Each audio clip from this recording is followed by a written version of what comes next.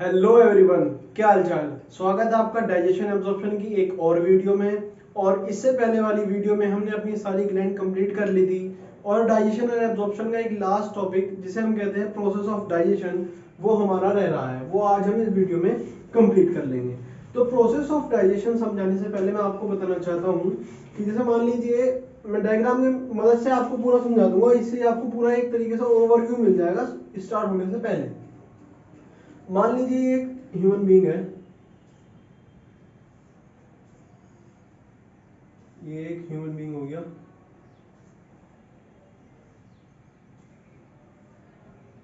यहाँ से इसकी ये फेरनिक्स हो गए, ये ईसोफेगस हो गई, यहाँ पर इसका ये स्टमक हो गया, ये स्टमक हो गया, स्टमक से इसकी ये स्मॉल इंटेस्टाइन, स्मॉल इंटेस्टाइन से यहाँ पर मान लीजिए ये लार्ज इंटेस्टाइन, ठीक है, एनल कैनाल और ये आउट। ठीक है, मान लीजिए कि ह्यूमन बीइंग का एलिमेंट्री कैनाल है और इसमें अगर हम देखें तो मान लीजिए फूड के भी देखो, फूड पार्टिकल जो अलग अलग जगह होता है ना उसका अलग अलग नाम होता है। मान लीजिए एक आपने ये फूड पार्टिकल अगर आपका ये माउथ में है तो इसका और कुछ नाम होगा। यहाँ पर अगर ये स्टमक में पहुंच गया उसके बाद इसका कुछ और नाम होगा। फिर यहाँ से जब ये इंटेस्टाइन के अंदर पहुंच जाएगा इसका फिर और कुछ नाम होगा। तो ऐसे ही जगह जगह पर इसके अलग अलग नाम होते हैं।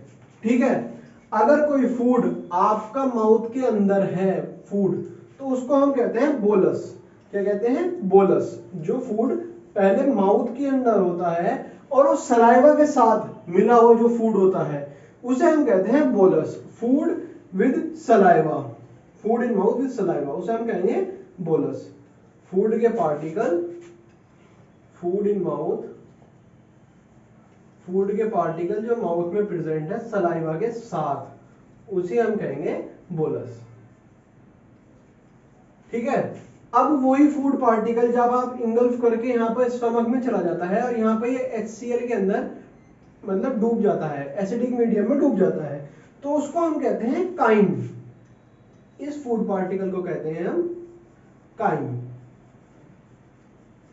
ठीक है, अब यही फूड पार्टिकल जब यहां पर इंटेस्टाइन में आकर जब ये आपका एल्कलाइन फ्लूइड में मतलब एसिड से अलग हट जाता है तो उसको हम कहते हैं काइल। अगर मान लीजिए जैसे ड्यूडेनम में फूड प्रेजेंट है आपका और उसके अंदर एसिड की मात्रा है, क्योंकि ड्यूडेनम में थोड़ी बहुत स्टमक से एसिड आ जाता है, जो पैनक्रियास से जो पैनक्रियाटिक जूस निकलता है वो उसकी एसिडिक मेंटेन कर लेता है। लेकिन कुछ पार्टिकल के जैसे आया यहाँ से अभी हाथों हाथ आया कोई फूड तो उसके अंदर एसिड होगा, तो अगर हम उस टाइम पे पूछें कि ड्यूडेनम के अंदर जो प्रेजेंट फूड है उसका क्या है, उसे भी हम काइम ही कहेंगे। क्यों? क्योंकि उसके अंदर एसिड प्रेजेंट है। ये उसका मतलब ये नहीं है कि जो स्टमक में फूड है उसे काइम कहेंगे। ऐसा फूड जिसमें अगर एसिड प्रेजेंट होगा, थोड़ा बहुत एल्कलाइन मीडियम एसिडिक मीडियम में होगा, तो उसको हम काइम कहेंगे। आप इसको क्या नाम पोजीशन के हिसाब से याद मतलब करना कि माउथ में है तो बोलस, स्टमक में है तो काइम और इंटेस्टाइन में है तो काइल, ऐसे नहीं। अगर वो सलाइवा के साथ मुंह में है तो बोलस, और अगर स्टमक के एल्कलाइन फ्लूइड के साथ अगर स्टमक में है या इंटेस्टाइन में एल्कलाइन फ्लूइड मतलब एसिडिक फ्लूइड के साथ तो वो काइम है, और एल्कलाइन मीडियम में है तो वो काइल है। ठीक है, इसे आप इसके नेचर के हिसाब से याद करना। ठीक है, मैं यहां पर लिख देता हूं एल्कलाइन फ्लूइड के साथ अगर होगा तो वो होगा Kyle, alkaline food in intestine,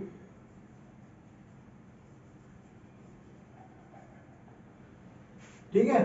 तो ये हो गया आपका काइल और ये हो गया आपका बोलस, ठीक है। और ये फूड होगा स्टमक के अंदर, काइम। फूड इन कैसे इसे एसिडिक फूड लिख देते हैं, नहीं फूड इन स्टमक लिख दो बस, ठीक है। एसिडिक फ्लूइड के साथ जो फूड होगा उसे हम कहते हैं काइम। ठीक है, इतना समझ में आ गया कि अलग अलग जगह पर फूड के पार्टिकल को क्या कहते हैं। अब हम देखते हैं कि प्रोसेस ऑफ डाइजेशन में होता क्या है। तो स्टेप बाय स्टेप इसे समझेंगे कि हम प्रोसेस ऑफ डाइजेशन में पहले करते क्या है। अब हमने आपको नॉर्मल देखो तो आप पहले फूड को इनटेक करोगे ना, तो उस इनटेक करने के प्रोसेस को कहेंगे हम इंजेशन। सबसे पहले हम क्या करेंगे, हम फूड को इनटेक करेंगे तो उसे हम कहेंगे इंजेशन, इंजेशन ऑफ फूड। ठीक है भाई, हमने फूड खा लिया, उसके बाद क्या होगा, उसके बाद होगा डीग्लूटेशन, डीग्लूटेशन। ठीक है, उसके बाद हमने क्या कर लिया, उसका हमने डीग्लूटेशन कर लिया। डीग्लूटेशन के बाद क्या होगा, डीग्लूटेशन के बाद होगा डाइजेशन, फूड को डाइजेस्ट होगा, DI। ठीक है, उसके बाद डाइजेशन हो गया। अब डाइजेस्ट होने के बाद हम फूड में से क्या कर लेंगे, मिनरल्स एब्जॉर्ब करेंगे, तो उसके बाद होगा एब्जॉर्प्शन।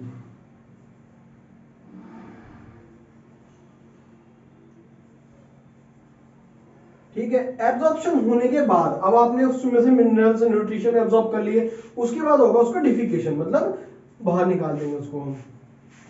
जो अनडाइजेस्टेड फूड है, जो हमारे काम का नहीं है, उसे हम क्या करेंगे, उसका होगा डिफिकेशन।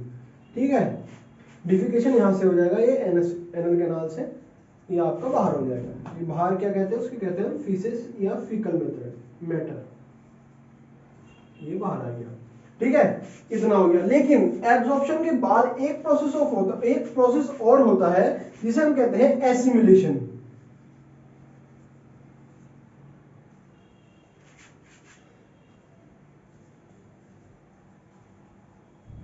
उस प्रोसेस को हम कहते हैं एसिमिलेशन। अब मैं आपको स्टेप बाय स्टेप समझाता हूं। आपने फूड पहले यहाँ पे माउथ में इनटेक किया, तो उसे हम कह दिया हमने इंजेक्शन ऑफ फूड। ठीक है, अब वो इंजेक्शन ऑफ फूड, उसके बाद हमने उसका डिग्लूटेशन माउथ में च्यूइंग करी। माउथ में क्या बताई थी मैंने आपको, माउथ में हम फूड को काटते हैं, च्यूइंग होती है। और स्टमक में क्या होती है, स्टमक में उसकी चर्निंग, उसे और चर्न किया जाता है स्टमक की मसल्स के द्वारा। ठीक है, डिग्लूटेशन हो गया। डिग्लूटेशन के बाद आपका स्टमक में होगा डाइजेशन। जो भी आपने फूड खाया उसका बढ़िया तरीके से छोटे छोटे पार्टिकल में ब्रेक डाउन हो जाएगा, यहाँ डाइजेशन हो जाएगा। ठीक है, ये स्टमक में, स्मॉल इंटेस्टाइन में। ठीक है, अब डाइजेशन होने के बाद जो यहाँ पर फूड आया, उसमें से हमने जो अपने काम की चीज है वो हम बॉडी में बैग एब्जॉर्ब कर लेंगे, यहाँ पर बैग एब्जॉर्प्शन हो जाएगा, तो उसके होगा एब्जॉर्प्शन। अब एब्जॉर्प्शन के बाद आफ्टर एब्जॉर्प्शन एक चीज दो चीजें होंगी, एक तो डिफिकेशन, जो हमारे काम का मतलब कोई बिना काम का फूड है वो बाहर निकल जाएगा, इस प्रोसेस को हम कहेंगे, ये यहाँ पे जो हो रहा है इसे कहेंगे हम डिफिकेशन, बाहर निकल जाना। ठीक है, एब्जॉर्प्शन के बाद एक तो हो गया आपका डिफिकेशन। ठीक है, अब एब्जॉर्प्शन के बाद एक प्रोसेस और होता है जिसे हम कहते हैं एसिमिलेशन। एसिमिलेशन में क्या होता है, जैसे आपने फूड खाया, उसमें से आपने अगर फैट ले लिया, फैट निकल के आ गया, फैट आपके पास बॉडी में है, अगर वो एक्सेसिव फैट होगा तो वो स्टोर हो जाएगा, वरना वो यूज हो जाएगा, तो उस प्रोसेस को हम कहते हैं एसिमिलेशन। ठीक है, तो इतना था आपका प्रोसेस ऑफ डाइजेशन, मैंने आपको एक ओवरव्यू दे दिया है। और इसके बाद मैं आपको बताऊंगा कि प्रोटीन का डाइजेशन, इसमें हमें कुछ नहीं, पहले तो हमें पढ़ना है प्रोटीन का डाइजेशन, लिपिड, फैट, ऐसे करके हम न्यूक्लिक एसिड, इन सबका डाइजेशन हम स्टेप बाय स्टेप पढ़ेंगे। तो इसके बाद मैं आपको प्रोटीन का डाइजेशन बताता हूँ, प्रोटीन का डाइजेशन हमारे अंदर कैसे होता है। सबसे पहले हम जो देखेंगे वो देखेंगे हम प्रोटीन की डाइजेशन, कि डाइजेशन प्रोटीन की कैसे होती है। तो मैंने आपको बताया था कि प्रोटीन को जो डाइजेस्ट करने वाले एंजाइम्स होते हैं ना, वो हमेशा इनएक्टिव फॉर्म में निकलेंगे, कभी भी एक्टिव फॉर्म में नहीं निकलेंगे, क्योंकि अगर वे एक्टिव फॉर्म में निकल गए शुरू में ही तो वो हमारे सेल्स को ही खा जाएंगे। इस वजह से वो हमेशा इनएक्टिव फॉर्म में निकलते हैं, जिन्हें हम जाइमोजन, मैंने आपको पहले ही बताया था, उन्हें हम जाइमोजन कहते हैं। तो हमें प्रोटीन का डाइजेशन पढ़ने से पहले उन जो एंजाइम्स जो निकले उन्हें एक्टिवेट कैसे करते हैं उसके बारे में आपको सीखना पड़ेगा। तो पहले हम देखते हैं activation of digestion in gastric juice. लेकिन प्रोटीन का डाइजेशन जो है हमारे मुंह से स्टार्ट नहीं होता। प्रोटीन का डाइजेशन जो है हमारे दो जगह होता है, एक तो स्टमक में होता है और आपका एक इंटेस्टाइन में होता है। तो प्रोटीन का डाइजेशन कहां से शुरू होता है, प्रोटीन का डाइजेशन शुरू होता है स्टमक से। तो प्रोटीन का डाइजेशन होता है एक तो स्टमक में, ठीक है, एक होता है आपका प्लस इंटेस्टाइन में, दो जगह इसका डाइजेशन होगा। ठीक है, दो जगह इसका डाइजेशन होगा, ये समझ गए। अब इसमें काम कौन कौन करेगा, एक तो आपका करेगा गैस्ट्रिक जूस, एक करेगा आपका पैनक्रेटिक जूस, एक आपका करेगा इंटेस्टाइनल जूस। ये 3 जूस इसके अंदर इसके डाइजेशन के अंदर काम करेंगे। ठीक है, इतना क्लियर हो गया कि कहाँ पे ये शुरू होगा प्रोटीन का डाइजेशन और कौन कौन इसमें पार्ट करेगा, एक्टिवेट करे। तो पहले हम एक्टिवेट करते हैं गैस्ट्रिक जूस के अंदर। गैस्ट्रिक जूस के अंदर जो जाइमोजन होते हैं उनका एक्टिवेशन कैसे होता है। इससे पहले मैंने आपको बताया था कि गैस्ट्रिक जूस के अंदर 2 जाइमोजन मिलते हैं, एक तो पेप्सिनोजन और एक प्रोरेनिन। अगर किसी वर्ड के पीछे ओजन लगा हो या किसी के आगे प्रो लगा हो तो वो उसका इनएक्टिव फॉर्म होती है। ठीक है, अब ये जो पेप्सिनोजन है और ये प्रोरेनिन है, ये अपना एक्टिवेट होके पहुंच जाएगा अपनी असल फॉर्म में। जो पेप्सिनोजन है वो बन जाएगा आपका पेप्सिन और आपका प्रोरेनिन बन जाएगा आपका रेनिन। किसके प्रेजेंस में? ये होगा HCl के प्रेजेंस में, HCl की प्रेजेंस में। क्यों? क्योंकि स्टमक के अंदर HCl होता है, तो HCl इसके पेप्सिनोजन को पेप्सिन में और प्रोरेनिन को रेनिन में बदल देगा। अब इनका काम क्या है, पेप्सिनोजन का और पेप्सिन का और रेनिन का। पेप्सिन जो है हमारे डाइजेशन में तो काम आता है, लेकिन ये रेनिन जो है, रेनिन सिर्फ इन्फेंट छोटे बच्चों के केस में काम आता है, एज सच ये डाइजेशन में इतना रोल प्ले नहीं करता। पेप्सिनोजन जो पेप्सिन में ब्रेक हुआ, मतलब कन्वर्ट हुआ, इसका क्या काम है? ये ब्रेक डाउन करता है आपके अंदर पेप्टाइड बॉन्ड को। किसको ब्रेक डाउन करता है? Break down of peptide bond. मैं यहाँ पे लिख देता हूं, ब्रेक डाउन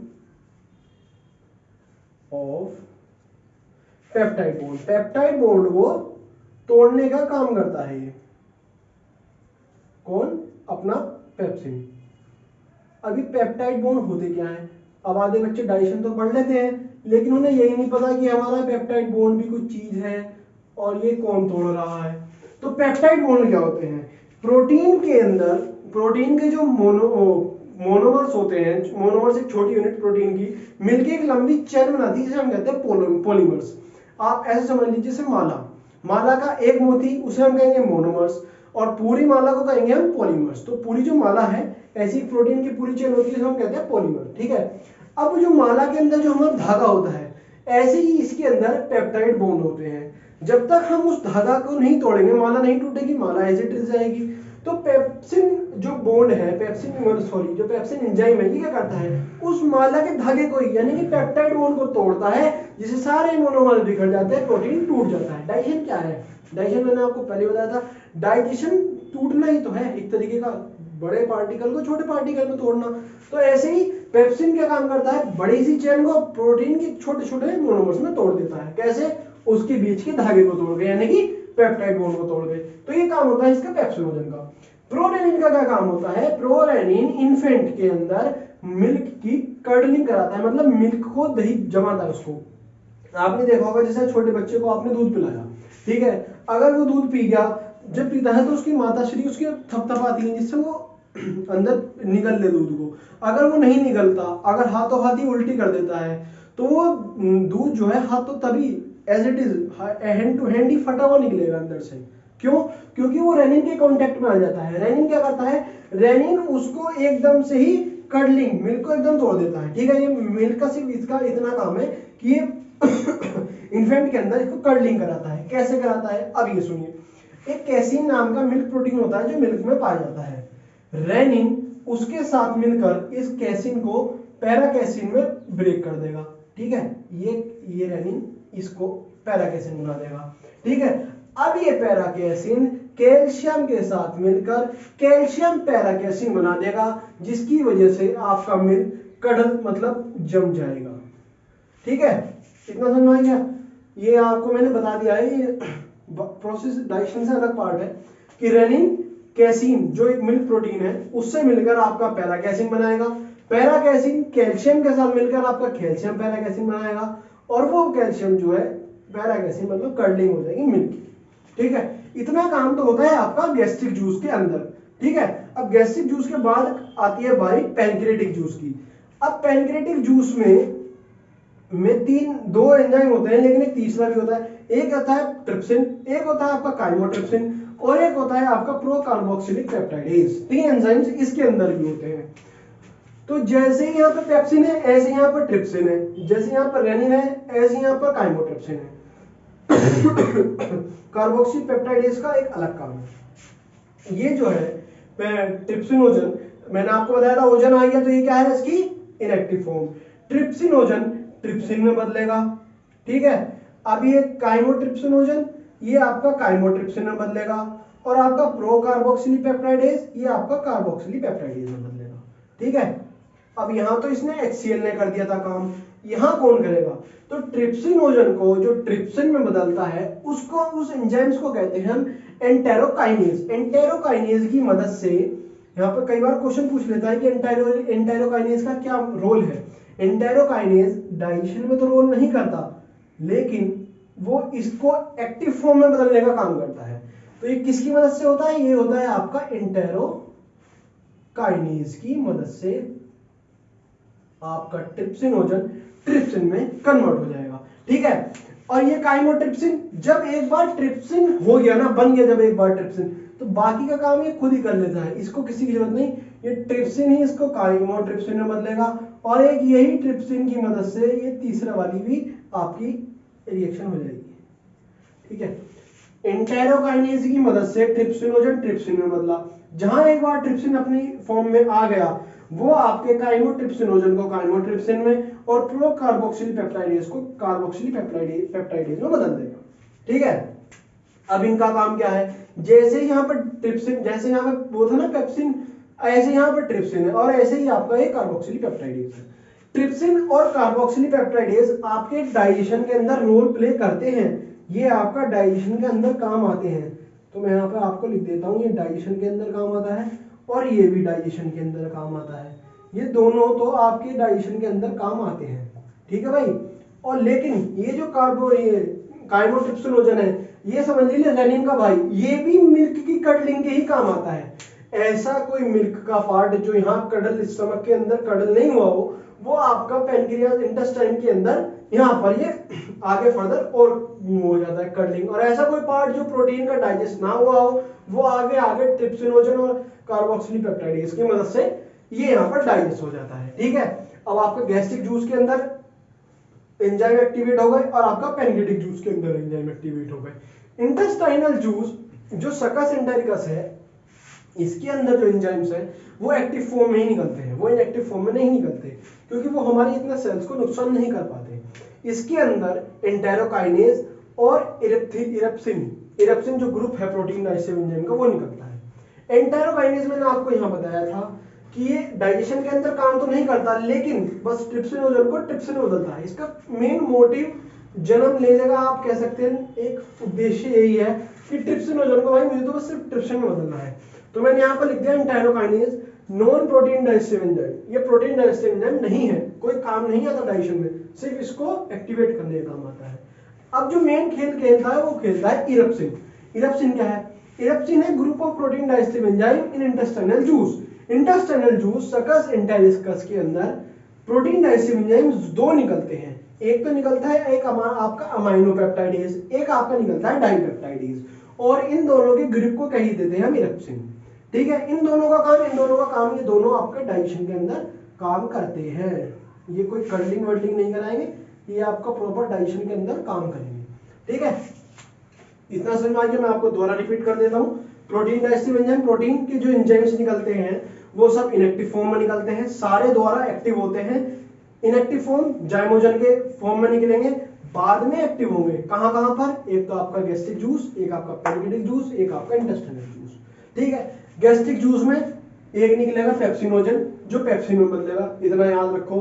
प्रोरेनिन और रेनिन अगर आप याद रखना चाहें तो रख लीजिए, वरना ये काम सिर्फ मिल्क के आता है, डाइजेशन के अंदर कोई काम नहीं आता। पेप्सिनोजन पेप्सिन में बदलेगा, ब्रेक डाउन करेगा पेप्टाइड बॉन्ड को। ट्रिप्सिनोजन ट्रिप्सिन में बदलेगा, pro carboxyl peptidase carboxyl peptidase में बदलेगा। किसकी मदद से? ट्रिप्सिन बदलेगा एंटायरोकाइनेज की मदद से, और ये बदलेगा ट्रिप्सिन की मदद से। इंटेस्टाइनल जूस के अंदर एंटायरोकाइनेज होता है जो प्रोटीन डाइजेस्टिव एंजाइम नहीं होता, और इरप्सिन जो group of protein digestive enzyme amino peptidase और डाइपेप्टाइडेज, ये दोनों डाइजेशन के अंदर काम आते हैं। अब जो इनकी मेन चीज है वो मैंने आपको पहले ही बताई थी, एक बार फिर मैं आपको बता देता हूं कि जितने भी एंजाइम्स हैं ये अपनी पीएच पे ही वर्क करेंगे। आप याद करो, मैंने आपको पहले ही बताया था। तो जितने भी गैस्ट्रिक जूस के एंजाइम्स हैं ये गैस स्टमक की पीएच जो 1.8 होती है उस पे ही वर्क करेंगे, उसके अलावा कहीं वर्क नहीं करेंगे। और पैनक्रियाटिक जूस की पीएच थी 7.8, ये 7.8 पे ही वर्क करेंगे। ठीक है, एक इंपॉर्टेंट पॉइंट था पीएच जो निकल गया था, छूट गया था, वो मैंने आपको बता दिया। तो ये यहां तक तो आपके सारे एंजाइम्स एक्टिवेट हो गए। अब जो मेन खेल शुरू होता है, प्रोटीन कैसे डाइजेस्ट होता है वो मैं आपको, अब शुरू होता है प्रोटीन का असली डाइजेशन। इसको आप ध्यान से सुनना जो मैं कहूंगा। प्रोटीन का जो डाइजेशन है, अब प्रोटीन एक चीज समझ लीजिए, पहले प्रोटीन होता क्या है उससे आपको एक क्लियर हो जाएगा। जैसे प्रोटीन है, मैंने आपको पहले बताया था प्रोटीन जो है एक पॉलीमर है, किसका? अमाइनो एसिड का। अमाइनो एसिड जो है ऐसे छोटे छोटे अमाइनो एसिड ये छोटे छोटे मिलके, ये आपके अमाइनो एसिड छोटे छोटे मिलके एक लंबी चेन पॉलीमर बनाते हैं जो पेप्टाइड बॉन्ड के थ्रू आपस में कनेक्ट होते हैं। ठीक है, इतना समझिए। ये आपके अमाइनो एसिड हैं, ये ऐसे जुड़े हुए, ये आपकी एक लॉन्ग चेन है और ये पेप्टाइड बॉन्ड से जुड़ी हुई है। ठीक है, अब डाइजेशन क्या है? टूटना। तो अगर मैं इस पेप्टाइड बॉन्ड को ही तोड़ दूं, यहां से अगर ये इरेज कर दूं, ये तोड़ दूं, तो ये अलग अलग हो गया, नहीं हो गया? ठीक है, ये टूट गया, ये टूट गया, ये मैंने तोड़ दिए तो ये अलग अलग हो गए। अब ये अलग अलग छोटे छोटे पार्टिकल जिन्हें अमाइनो एसिड कहते हैं, ये आपके एब्जॉर्ब हो जाएंगे बहुत आसानी से। ठीक है, ये है प्रोटीन, यही है प्रोटीन का डाइजेशन। बस अब मैं इसको बताता हूँ कैसे होता है। ये आपका प्रोटीन है। ठीक है, प्रोटीन के डाइजेशन को करने के लिए तीन चीजें रेस्पॉन्सिबल थी, एक आपका गैस्ट्रिक जूस, पैनक्रियाटिक जूस और एक इंटेस्टाइनल जूस। अब आपने प्रोटीन खाया, माउथ में कुछ हो रहा था उसका? नहीं, माउथ में प्रोटीन का कुछ नहीं हुआ। प्रोटीन का डाइजेशन कहां से शुरू होगा? स्टमक से। ठीक है, अब वो स्टमक में गया, स्टमक से समझो प्रोटीन आपका स्टमक में है। ठीक है, अब ये प्रोटीन आपका ब्रेक डाउन होगा इसमें, ये आपका प्रोटीन स्टमक में आ गया। स्टमक में कौन मिलेगा? इसे मिलेगा गैस्ट्रिक जूस। कौन मिलेगा? स्टमक में इसे मिला आपका गैस्ट्रिक जूस। ठीक है भाई, इसकी मुलाकात हुई गैस्ट्रिक जूस से। ठीक है, अब गैस्ट्रिक जूस के पास क्या था? पेप्सिन। क्या था? पेप्सिन। रेनिन, रेनिन एक तरीके से कर्डिंग करता है, मैंने आपको पहले बताया डाइजेशन में उसका कोई रोल नहीं है, तो उसको आप इतना गौर ना करें। गैस्ट्रिक जूस में से क्या मिलेगा? पेप्सिन। पेप्सिन मिला भाई से। ठीक है, इसने कही और क्या हालचाल है, उस पेप्सिन ने इसका क्या काम करा? उस पेप्सिन ने इस प्रोटीन के मॉलिक्यूल को पेप्टोन्स और प्रोटियोसिस में तोड़ दिया। कुछ टूटा, कुछ प्रोटीन अब भी बचा हुआ है, क्योंकि सारा काम ये नहीं कर पाएगा अकेले। तो गैस्ट्रिक जूस में प्रोटीन पेप्टोन्स और प्रोटियोसिस में टूट गया, तो ये तो टूट गया नीचे वाला, लेकिन कुछ प्रोटीन बच गया। ठीक है, समझो। तो ये जो टूटे, ये तो टूट गए दोनों प्रोटीन, लेकिन कुछ प्रोटीन बच गया। अब ये गैस्ट्रिक जूस से निकल के कहां जाएगा? इंटेस्टाइन। इंटेस्टाइन में ड्यूडेनम में, ड्यूडेनम में इसे कौन मिलेगा? इसे मिलेगा एक तो पैनक्रियाटिक जूस पहले, उसके बाद मिलेगा इसको इंटेस्टाइनल जूस। तो जब ये ड्यूडेनम में गया प्रोटीन, इसे मिला पैनक्रियाटिक जूस। अब पैनक्रियाटिक जूस में आपके दो एंजाइम थे, एक था आपका ट्रिप्सिन और एक आपका कार्बोक्सिलिपेप्टाइडेज। ठीक है, दो एंजाइम थे, एक उसमें भी कर्लिंग का काम कर रहा था, उसे हटा दो साइड, सिर्फ दो पे ध्यान दो, ट्रिप्सिन और कार्बोक्सिलिपेप्टाइडेज। ट्रिप्सिन क्या करेगा? ट्रिप्सिन जो प्रोटीन बचा है उसको तोड़ेगा, और कार्बोक्सिलिपेप्टाइडेज जो प्रोटीन पहले से टूट गया वो उसको फर्दर तोड़ेगा। ठीक है, अब ये जो बचा प्रोटीन इसको तोड़ेगा ट्रिप्सिन, और ये जो बचा इसको तोड़ेगा कार्बोक्सिलिपेप्टाइडेज। ठीक है, ये इनमें टूटेंगे, इसको मैं अभी बताता हूं, पहले आप यहां तक समझो। ठीक है, अब ये कहां गया? ये आपका आ गया अब इसमें इंटेस्टाइन में। ठीक है, इंटेस्टाइन में से क्या मिला? यहां मिला इसके पैनक्रियाटिक जूस। ठीक है, इंटेस्टाइन ड्यूडेनम में आ गया आपका पैनक्रियाटिक जूस। पैनक्रियाटिक जूस में कौन मिला? पहले मिला इसको ट्रिप्सिन,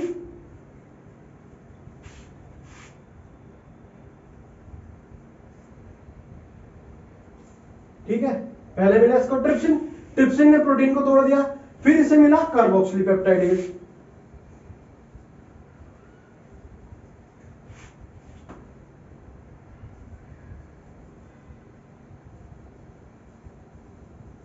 ठीक है, कार्बोक्सिलिपेप्टाइडेज मिला, कार्बोक्सिलिपेप्टाइडेज ने बची हुई प्रोटीन यहां से टूट के इसमें टूटा, इसने और इसे फर्दर तोड़ के अमाइनो एसिड बना दिया।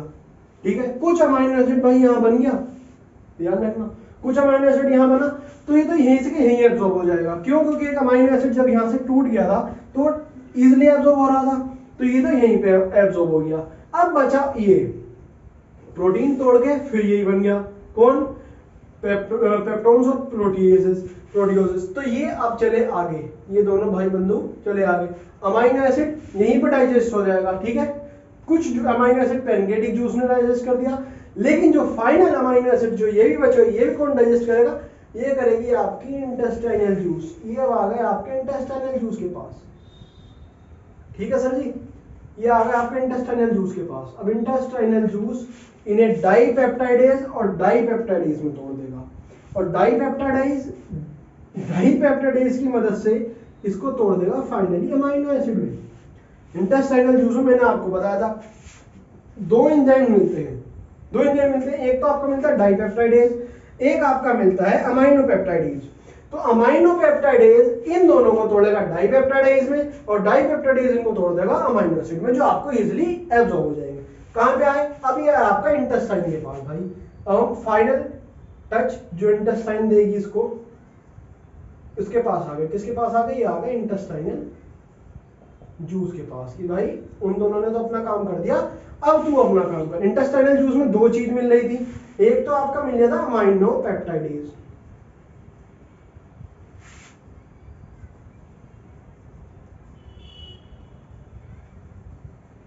ठीक है, एक आपका मिल गया था अमाइनो पेप्टाइडेज, एक आपका मिल गया था डाइपेप्टाइडेज। तो डाइपेप्टाइडेज तो इसको तोड़ देगा अमाइनो एसिड में, ठीक है, और अमाइनो पेप्टाइडेज इसको तोड़ेगा इसके अंदर। ठीक है, यहाँ पर अमाइनो पेप्टाइडेज ने काम किया और इसको इसके अंदर तोड़ दिया। तो ये तो आपका इंटेस्टाइनल जूस का काम हो गया, यहाँ पर ये आपका पैनक्रेटिक जूस का काम हो गया, और यहाँ पर आपका एक गैस्ट्रिक जूस का काम। ठीक है, इतना समझ आ गया, मार्कर की खत्म हो गई। आप समझो प्रोटीन किसके पॉलीमर है? ये आपके पॉलीमर है अमाइनो एसिड के।